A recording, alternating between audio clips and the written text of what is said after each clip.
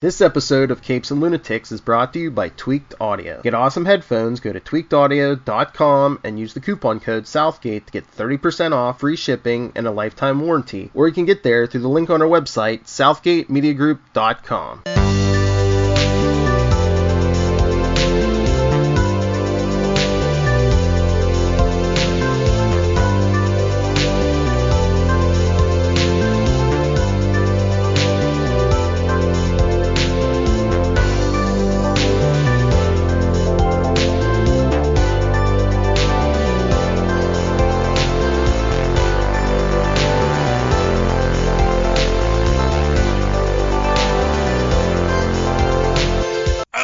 Me hearties, and welcome aboard once again to Full Stream Ahead. Arr, I'm the captain of this ship, Charlie, the Professor Esser, and with me as always is my skinny rich friend. It's Mozz. Hey Mozz, welcome back to Full Stream Ahead. This season's great show we're talking about is, of course, I Am Not Okay With This on Netflix. Tonight's episode, Season 1, Episode 2, The Master of One, F*** K. After Dinah ditches her for Brad, Sid spends the afternoon with Stan and learns there's more to him than she thought. Our director once again is Jonathan Entwistle. Writers again are Christy Hall and Jonathan Entwistle with... with Charles S. Forsman as our comic book creator. All right, now, Jonathan and Christy, of course, are developed by teleplay by Christy Hall. Oh, this teleplay was by Christy Hall exclusively. There we go. All right, now, this is neat. This is where we get the weird sexual dynamics, and also the tragedy of thigh pillows. This is great. It's like almost the entire episode is just, their quote unquote date, and it's adorable the whole way through. It is nice. And we also get, so the basic plotline we got in this is, of course, our heroine is sent to do some grocery shopping. We get some nice scenes early on with Liam and Sydney. Liam talking about his beloved hedgehog. Yeah. And he knows he's a hedgehog. You get that great scene with him or her telling him that I have superpowers. He goes, "Oh yeah, can you just make something happen with your mind?" And she, the toast happens to pop up. It's a great little moment. Yeah.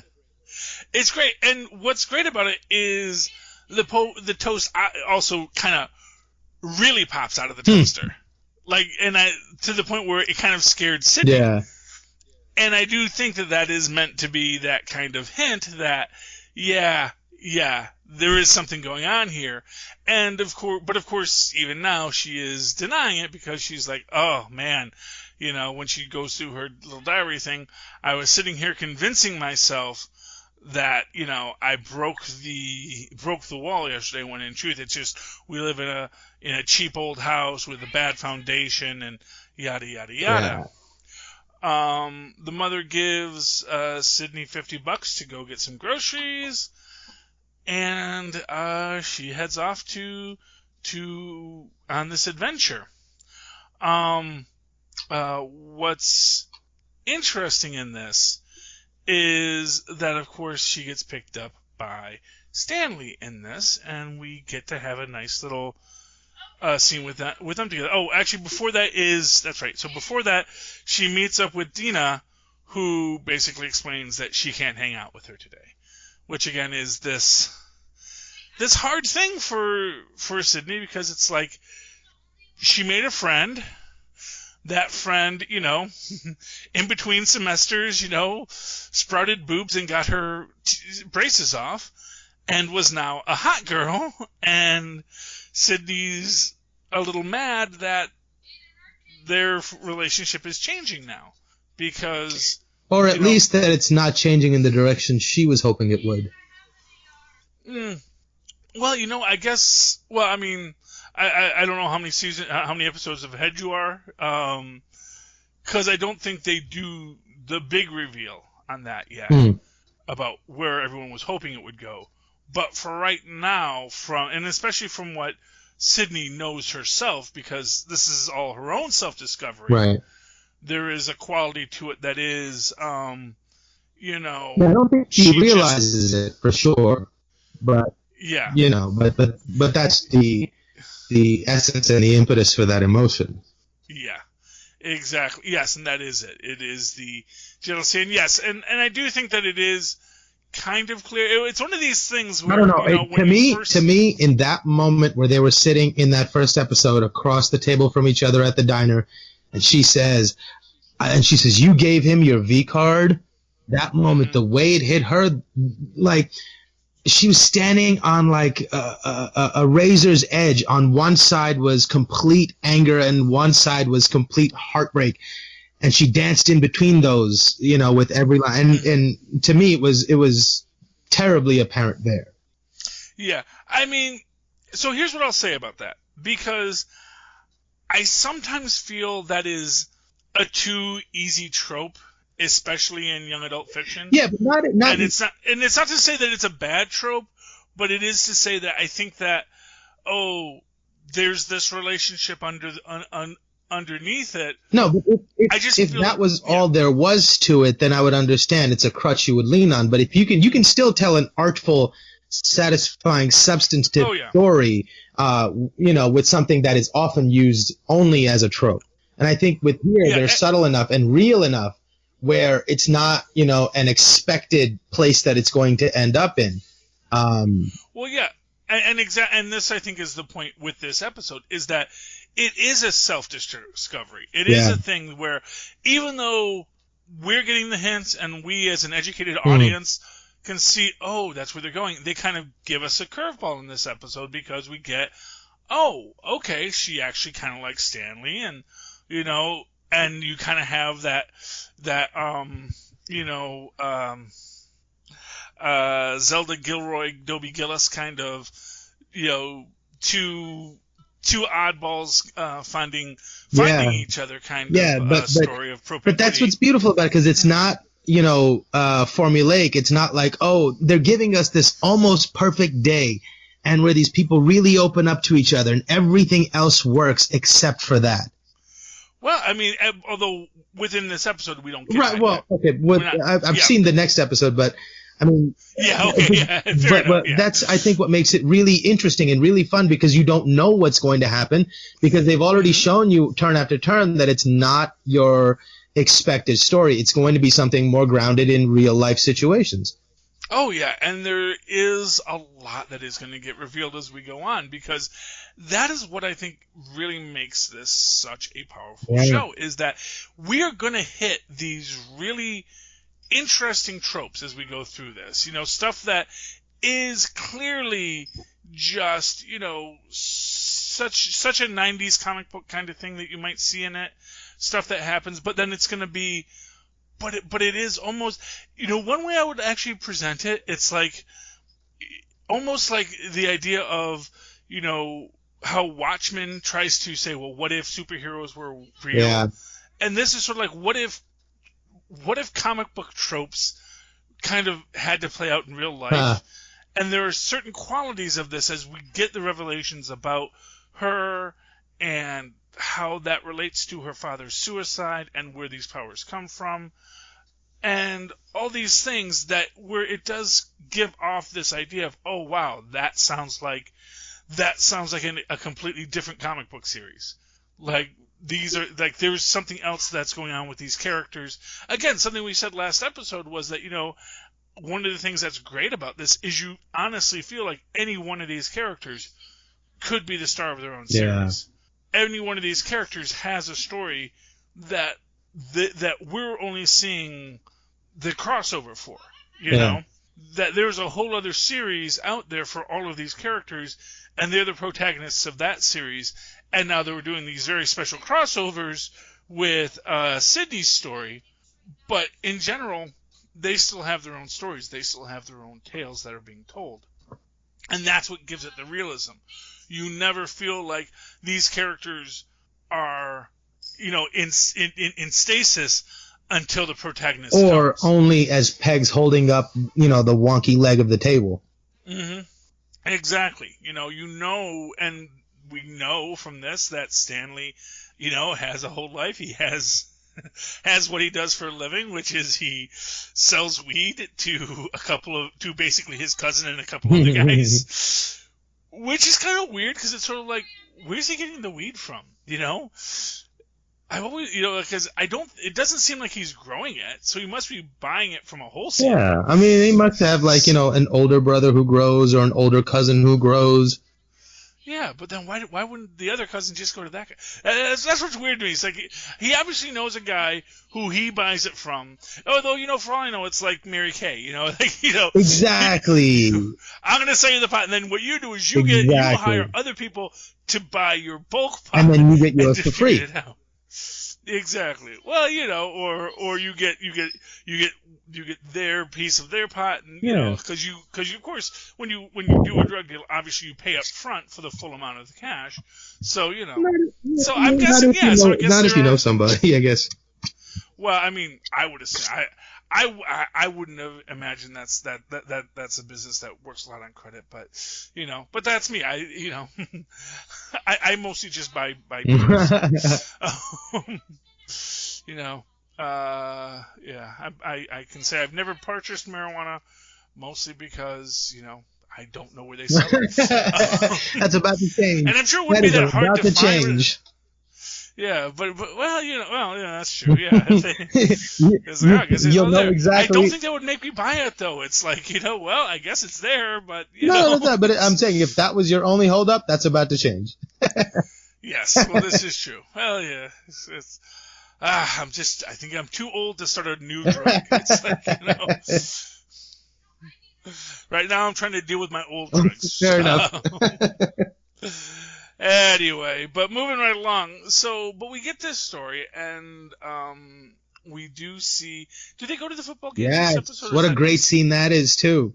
Oh yeah, and again this idea where she goes, well, if I had to be with anybody, I guess he's not that bad of a person to hang out with, And you get subtle reminders to herself throughout the episode of how she's a little weird too, and she knows this.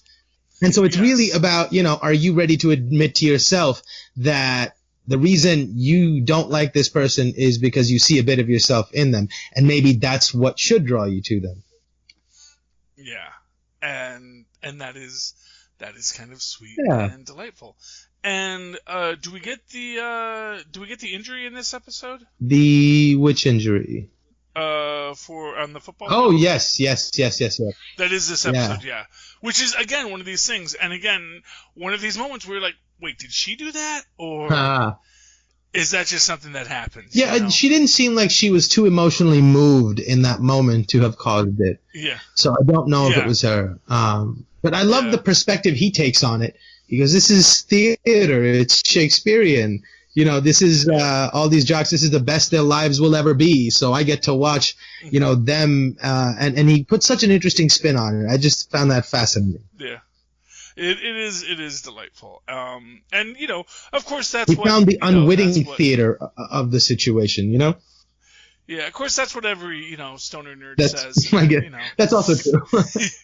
It's like if you apply yourself, you'll be the guy that leaves town. But it's entirely possible you'll be selling him pot. Yeah, well, maybe that's what he was really doing there. But no stoner, pothead would actively go and watch a football game because I don't think they would be so philosophically evolved as to be able to find amusement from that source as he was. Mm-hmm. That's a very sophisticated thread to follow, to find amusement in something at that level, Yeah.